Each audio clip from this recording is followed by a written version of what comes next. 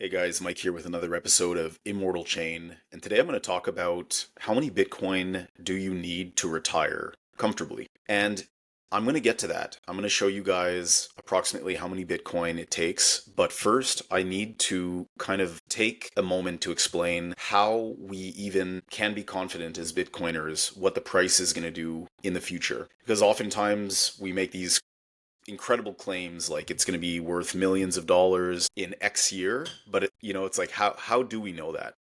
And the answer is, well, we have models to predict price. But first, I'm going to show you two models. One that has sort of lost steam and acceptance by a lot of Bitcoiners, and one that is more and more credible and used. So the first one that I'm going to look at is the stock to flow model. Now, this model was initially proposed by a creator called Plan V. And really quick, what is stock to flow? It is the ratio between the amount of an asset that exists in the world that's already in people's hands, so stock, and the flow is new supply coming online. So let's use the example of gold, which has been the store of value for many thousands of years. The reason is it has a low flow to stock ratio, so high stock to flow. And so if there's hundreds and hundreds of thousands of tons of gold out there, every year they're mining about 1.5% of new supply, which means that it's fairly limited.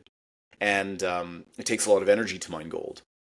Other assets, other things that we could potentially use as money are not good forms of money because they've got a high flow to the stock. And so what's interesting about this is it's a good principle. The stock to flow ratio is going up over time because of the halvings. At first we were releasing, the network was releasing 50 Bitcoin every 10 minutes, then it was 25, then it was 12.5, 6.25, and now in this current epoch it is 3.125. And so technically yes, the stock to flow ratio has been going up. However, many credible scientists and engineers have pointed out that there's actually not a great correlation between the stock to flow of Bitcoin and its price. In fact, the last cycle, a lot of people were caught off guard because the stock to flow was predicting a Bitcoin price of over $100,000. But as you guys can see here, it never cracked $70,000. So that's a problem. If your model's not predictive, then it's not very useful. And just a little bit about me. I am a naturally curious person. I studied engineering. I'm drawn to models that help me understand the world and the universe in objective ways and that they can be usefully applied, right? And that's why I find there's a lot of value in this model here. It's called the power law model. This was discovered by Giovanni Santostacci. He's an astrophysicist from Italy. And, he observed this a while back, but no one really listened to him. And now many scientists around the world have independently verified that this is quite an accurate model. Very high correlation to Bitcoin's price. So what we see here are a top line and a bottom line. The bottom line is the more important one. This is the power law support. And really what he demonstrates with this model is that Bitcoin kind of scales not like financial assets typically do or technology S curves, but more like living organisms and like cities. And this is super interesting. I'm going to do a video specifically on that, on the power law, getting into the weeds on the different power laws that affect hash rate, that affect network growth, that affect price, and all of these things. But the important thing to remember is the reason that it behaves like a power law is because it's like a self-regulating system. Bitcoin is alive and it adjusts to energy input that we put into it, how much mining, how much energy, etc. And so it follows this very closely. And what's fun is that because we have this pretty predictive model, we can actually start to make some useful predictions about it. I want to show you guys a couple of creators on X, some of these scientists actually that have built on top of the power law to go a step further. Some of them are looking, well, okay, based on this power law, how many years until we reach a million? Or, where approximately will the peak of this bull cycle be? And let's take a look at this one right here. So this is APSK 32. I think he's done tremendous work with this concept of the years ahead of support. For the power law, I'll minimize my screen so it doesn't take up all the space like that. Alrighty, let's get going. So what we see here is we've traced the power law with each line representing the years ahead of the support power law, meaning the higher the price is in those lines, it is starting to delaminate from the underlying power law that's driving the price, meaning it's more speculative than structural. And as you can imagine, do you notice these bubbles that happen every 4 years periodically? What is that? Well, some people theorize that there is the power law. That's what's really driving the price, and it's a function of network adoption, and this is very stable. The bubbles that we see, the blow off tops, are like speculative bubbles when people come in and they try to get Bitcoin for more than it's worth, and that drives the price up exponentially. And eventually, when it gets so dislodged from the base power law, it comes back down. It's like gravity. What goes up must come down. And it comes back to an equilibrium at that power law support.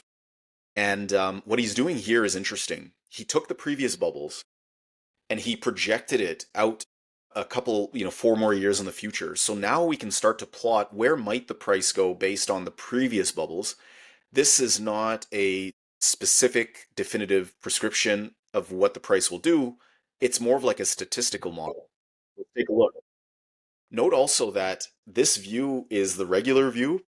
What we were seeing before is a log view, right? A log view. So it looks like a straight line, but really every subsequent bubble is way higher than the previous one. So you can see here, all right, this red line represents where we are now approximately. And we've overlaid all the previous bubbles on top of the forward looking, the 4 years, right, in front of us. And what we see is the previous bubble from 2021, the first peak was in April, and if that were to happen today, the price would be just over $200,000. If we look at a more extreme bubble back in 2017, I think this one is, it was way higher and it's closer to the end of the year, so let's call it December 2025, then the price is actually like above $250,000.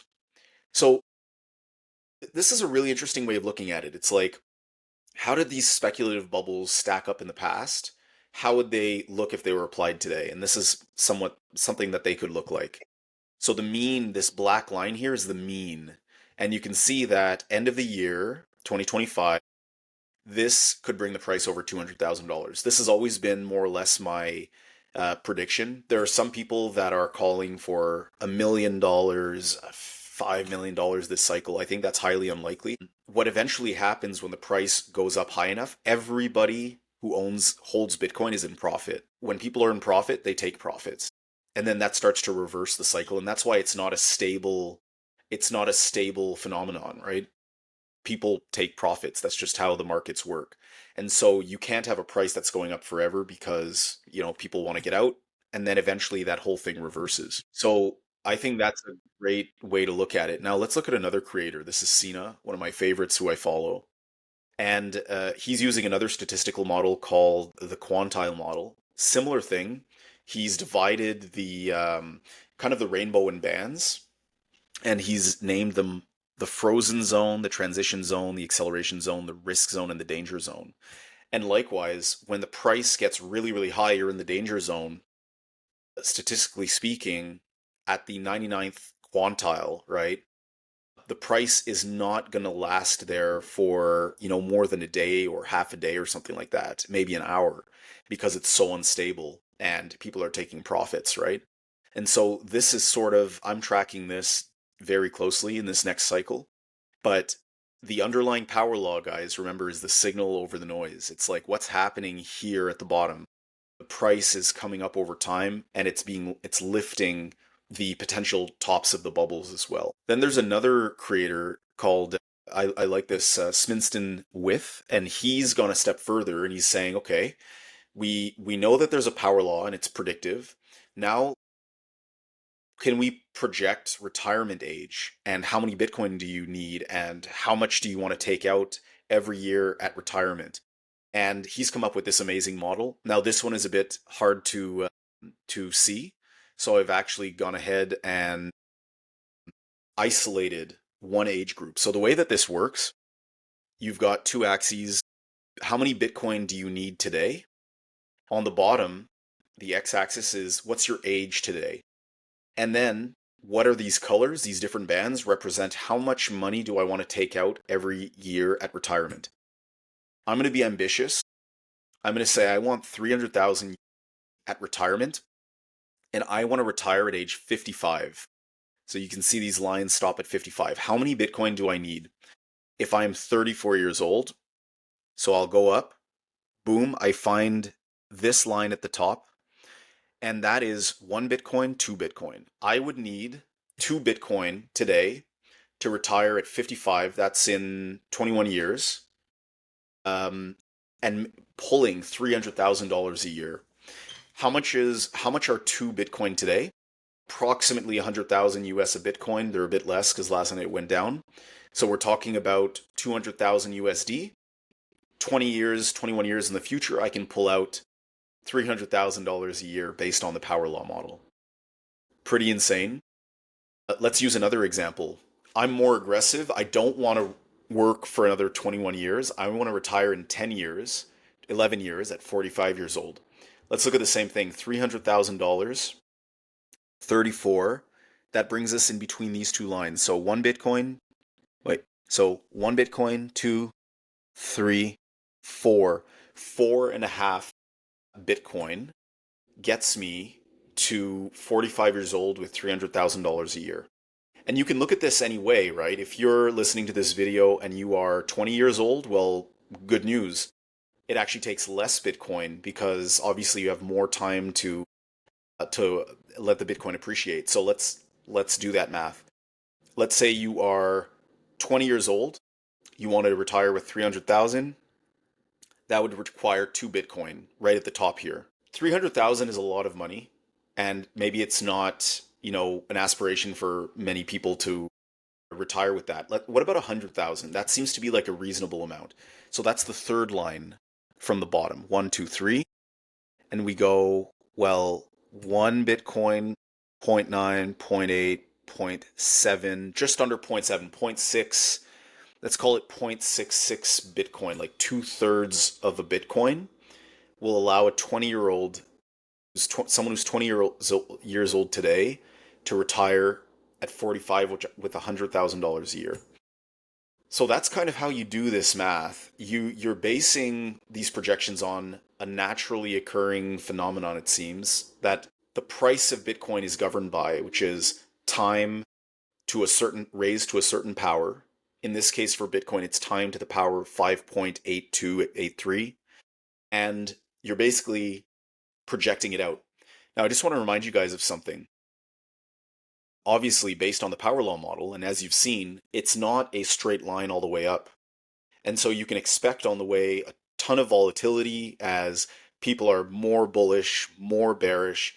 A big country comes in, another country sells, a big fund blows up, and there's going to be this volatility consistently. But generally speaking, this is a very stable predictor of price, the power law model. And, I hope that this was an informative video, and I hope you guys understand why, stop this. I hope you guys understand why Bitcoiners have this sort of confidence when it comes to projecting the price out in the future, and also why we're confident that it outperforms a lot of other assets, because at those prices, at that growth rate, Bitcoin outperforms essentially every other asset, probably save a few startups that are going to be invented between now and then. But it's obviously hard to pick those startups. So on that note, guys, I hope you enjoyed the episode. I'll be doing more. Some of them are going to be deep dives into the power law. Like, we're going to look at all of the elements of the power law and what's driving hash rate growth, which is network security, what's driving the price on a more scientific and mathematical level. And I'll do other videos like this where we look at maybe Bitcoin versus other assets, Bitcoin versus, stocks as opposed to real estate, Bitcoin versus gold. My goal here is to spread the knowledge of Bitcoin more evenly around the world, to give people a chance to participate in it before it gets gobbled up by the governments and the sovereign wealth funds and the hedge funds. And I think Bitcoin is a tremendous tool for economic prosperity, but also sovereignty. And, the more people that are armed with this knowledge, the better off they'll do. And I'll take a final moment to say, guys, this is a new channel. I hope you guys got a lot of value from it. I'm going to ask that you subscribe to the YouTube channel, subscribe wherever you're watching this, whether it's on X or Facebook or whatever, to help me out so that we can get this in front of more eyes and I can continue making, analytic videos on, Bitcoin, where it's going, how you can benefit from it, and all of that. I thank you very much for your time. Have a good one.